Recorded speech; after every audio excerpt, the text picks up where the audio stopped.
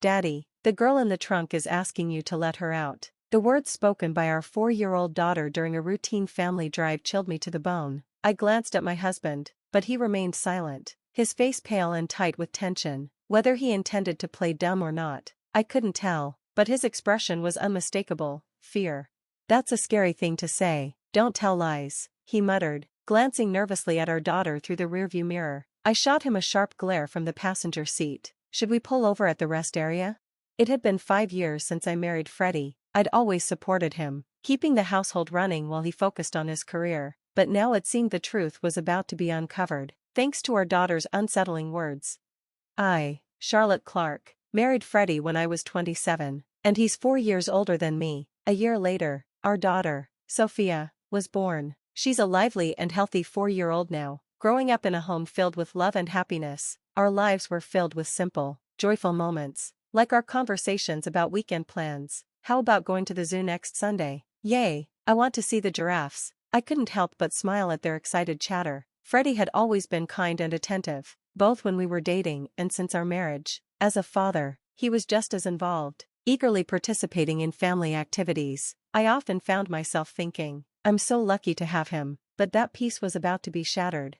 "You're being transferred?" I asked one evening, concern creeping into my voice as Freddie walked in, his face drawn and weary. "Yeah, it's company policy. They want me to gain more experience in different departments." His voice was tired, and the weight of the news seemed to crush him. He'd been transferred to the busiest department, meaning even less time for us.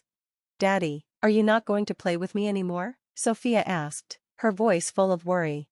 "I'll do my best, sweetheart," Freddie said, stroking her head. "We'll go to the zoo again soon, okay?" His regretful expression made my chest tighten with emotion.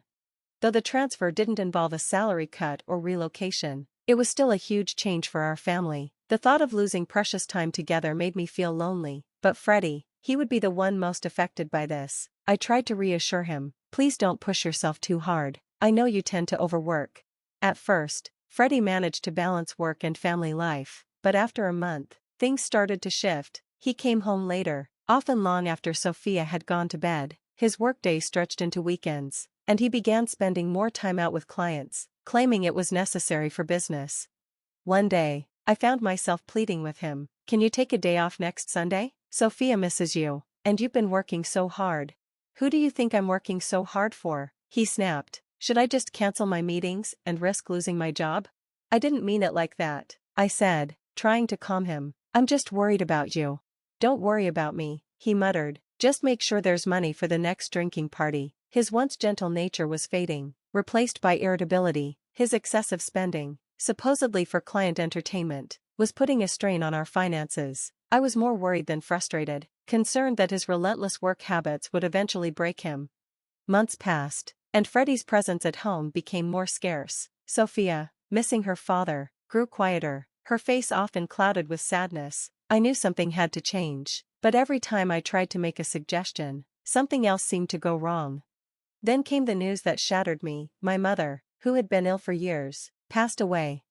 "Mom," I whispered, unable to move as the weight of the loss hit me. My father had died when I was young, and my mother had been my only parent. I never had a chance to say goodbye.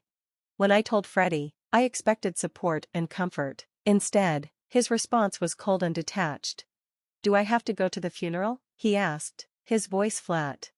I stared at him in disbelief. Despite the distance in their relationship, my mother was still family. His lack of sympathy left me stunned. "What are you saying? Of course you have to go. It's a family funeral." Freddie groaned, clearly frustrated. "Why does this have to happen now? I had plans too." I was shocked. In the past, he would have consoled me, held me, but now, all I felt was the growing distance between us. My back ached as I handled everything for my mother's funeral. Freddie, who had once promised to be by my side through everything, now sighing in dissatisfaction. He seemed nothing like the man I once imagined a future with. Naturally, he didn't help with any funeral preparations, and I ended up handling everything on my own. When the service ended, he remained silent, his mood dark. "It's over now, right? I'm heading home," he said flatly. Freddie didn't offer to help with the cleanup and quickly left for home. At first, I was confused by his coldness, but by that point, I had no energy left to be angry. I was simply bewildered, disappointed in him. no matter how stressed he was from work. His behavior at the funeral was unforgivable. When did my husband become such a distant, cold person? I finished cleaning up with Sophia by my side before deciding to visit my parents' house. It was close by, and I needed to reminisce about my mother. Although the decision was driven by my emotions, I felt it was the right thing to do. When we arrived, something unexpected happened. Sophia's expression suddenly changed. As we entered my parents' house, without a word, she ran straight to the back room. I followed her, puzzled. She opened the second drawer of the dresser and pulled out an old hand mirror. "Grandma wants you to have this," she said, holding the mirror out to me. I gasped. The mirror had always been precious to my mother. She'd kept it in a secret place, and I'd rarely seen her use it. I didn't even know where she stored it. "How did you know this was here?" I asked, my voice trembling. "And what do you mean Grandma wanted me to have it?" Sophia looked at me with innocence in her eyes. "When Grandma was sleeping earlier, she told me you were sad and asked me to give this to you." I was speechless. Could it really be? I couldn't help but ask more questions, ones that only I could know the answers to: the menu for dinner, the thoughts I'd had during the funeral. To my astonishment, Sophia answered them all perfectly, as if she knew exactly what I had been thinking. It was then that I realized my daughter had some kind of mysterious ability to know what others were thinking. "Wow, that's amazing, Sophia, you know everything," I said, stroking her head in disbelief. With a proud look, she placed her hands on her hips. "That's right, Sophia knows about Dad, too." My heart sank. "What do you mean?" Sophia's next words were both shocking and forgivable. A few weeks after my mother's funeral, I told Freddie that I was planning to visit a friend with Sophia the following Sunday. He stopped dead in his tracks, frowning. "Really? Oh no, I'm off that day." "That's too bad," he said, his voice tinged with a strange artificiality. I smiled faintly, trying not to reveal what I now knew. There was no love left for Freddie in me anymore. On Sunday, I left home with Sophia. We killed some time and returned later, just as Freddie was preparing to leave. "Dad's in there," Sophia said, pointing toward the garage.